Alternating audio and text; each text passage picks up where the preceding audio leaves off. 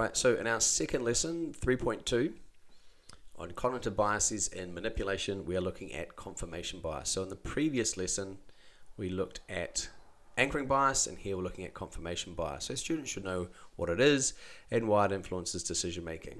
If some of these key questions are a bit odd, I try to make them simple, but sometimes I've probably mistakenly used the IB Psych Guide to inform the questions, the learning outcomes they have there. But anyway, all right, so reviewing the homework, they watched the video on psychics and cognitive biases, and what's one bias that was explained in the video. So they didn't know that this question was coming.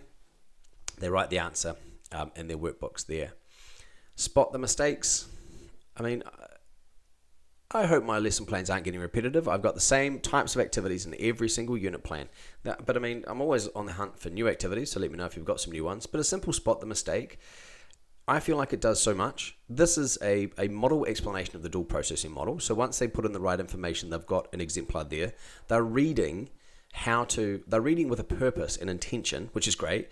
It's a problem to solve. And also it's checking their knowledge. It's reviewing. I feel like the simple spot the mistakes checks so many boxes, and it's so simple. We don't need to reinvent teaching, I don't think. All right, here are the answers. I hope I got them all right. Think, pair, share. Now, some of you are going to cringe at this, and some of you might skip it. That's fine. I always think, pair, share. What are some stereotypes we know about in class? And I realize that, well, I'm not easily offended, so I'm okay with it. But just here's why I do it. In my opinion, stereotypes are natural. They're how we oversimplify the world. We just categorize things. We categorize people. We oversimplify, and this leads to stereotypes. But it's really important, I think, to be aware of this System 1 schema categorization of people, to make sure, to be metacognitive, to then take the next step in our System 2 and go, well, now I know what I'm doing. I need to make sure that doesn't lead to prejudice. Whereas if we just, I think, are naive or willfully ignorant and say, no, I don't stereotype, I treat everyone as individuals. Well, I think you're running the risk. And if we don't address it to our students especially, you're running the risk that they won't ever be able to reflect on their stereotypes and be aware of them. And I think that's really important. So this is just in defense of this activity here, where they are sharing about stereotypes. Now, I've tried to come up with positive or at least neutral stereotypes for these examples. Okay. Now, we can say, where do they come from, right? In other words, why do we have stereotypes? It's kind of an interesting question, right? That's sort of bothered psychologists for a while.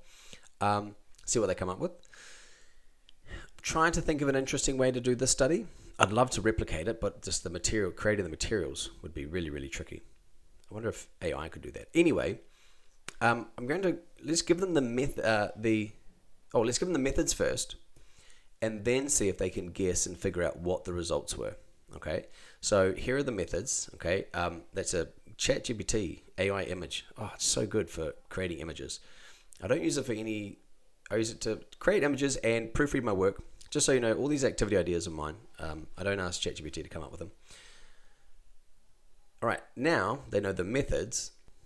In their workbooks, I copied, I have it in the slide, I give the results, but in the workbook, they have this. And can they circle which one they think participants rated higher?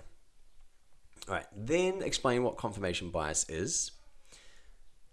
Okay, and then after they know what confirmation bias is, go back and go, do they want to change anything now that they know the concept of confirmation bias? Okay, that's the methods again, and here are the results. Here are the results copied straight out of the study itself. Okay, this is a simplification here. Here it gets very more specific. What's fascinating here actually is you can see the importance, I think, of looking at the specific data. And now to simplify the study, I remove the unathletic condition. There's actually 4 conditions. It's a 2x2 design. But sometimes it goes against the grain of the stereotype. So that's why I kind of summarize what they put in the abstract here. But anyway, that's the study. All right. Think, pair, share, why. Confirmation bias can be explained by at least 2 theories. Okay. And here, so we explained how confirmation bias could explain these results. And then there are 2 theories that I think we've already learned that could explain confirmation bias. Do they know what they are?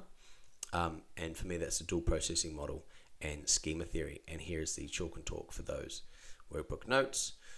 This is, will want to edit this yourself, figure out what assessments you want to do, if any, at the end of this unit. In the assessments folder, I've got some short answer questions, some applied short answer questions, and some essay questions you could use, as well as just a simple factual summative quiz. Right, next topic, operant conditioning.